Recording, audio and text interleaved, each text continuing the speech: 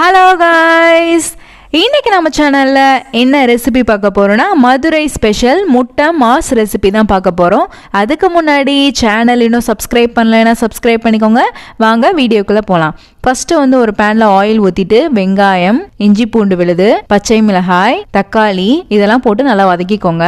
அதுக்கப்புறம் மஞ்சள் தூள், மிளகாய் தூள், மல்லித்தூள், கரம் மசாலா இதெல்லாம் ஆட் பண்ணிட்டு நல்லா வதக்கி விட்டுட்டு தண்ணி கொஞ்சமா ஆட் பண்ணிக்கோங்க. அதுக்கப்புறம் வேக வச்ச பட்டாணி, உருளைக்கிழங்கு ஆட் பண்ணிக்கோங்க. ஆட் பண்ணிட்டு தேவையான அளவுக்கு உப்பு ஆட் பண்ணிக்கோங்க. இப்போ இதை நல்லா குக் பண்ணி எடுத்துக்கலாம். எண்ணெய் தனியா பிரிஞ்சு வந்த பின்னாடி ஸ்டவ் ஆஃப் பண்ணிட்டு இறக்கிருங்க. லாஸ்டா கொத்தமல்லி ஆட் பண்ணிக்கோங்க. அதுக்கப்புறம் நல்லா மசிச்சு விட்டுக்கலாம். இப்போ வேக வச்ச முட்டையை சின்ன சின்னதா கட் பண்ணி வச்சுக்கோங்க. அதுக்கப்புறம் சமோசா எடுத்து வச்சுக்கோங்க. சமோசா எப்படி செய்யறதுன்னு ஆல்ரெடி வீடியோ போட்டிருக்கேன், செக் பண்ணிக்கோங்க. இது ரெண்டையும் ஆட் பண்ணிட்டு நம்ம ரெடி பண்ணி வச்சிருக்க குருமாவை அதில் ஆட் பண்ணிக்கலாம். லாஸ்டா இதுல கட் பண்ண வெங்காயம், தக்காளி, கொத்தமல்லி, மிளகுத்தூள் ஆட் பண்ணிட்டீங்கன்னா முட்டை மாஸ் ரெடி ஆயிரும்.